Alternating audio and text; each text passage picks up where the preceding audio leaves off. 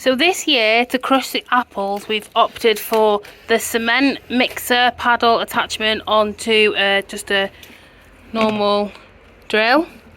And we're using a bucket. We've drilled a hole in the lid that'll fit it nicely, and this is how we're scratting this year.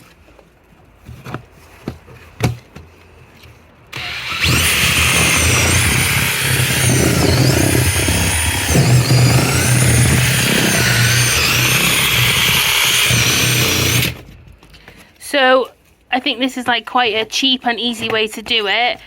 The past few years we've used a garden shredder, but the blades in the garden shredder get rusty over time because of the acidity in the apples, and you have to cut the apples a lot smaller, and it's a lot more hard work. We found this way to be a lot more efficient, and it still gets a really good juicy yield.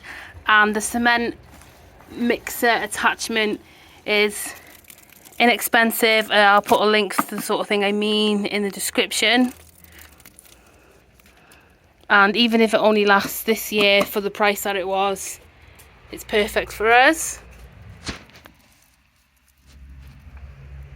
So yeah, we're really happy with this method. Definitely going to be going forward using this method.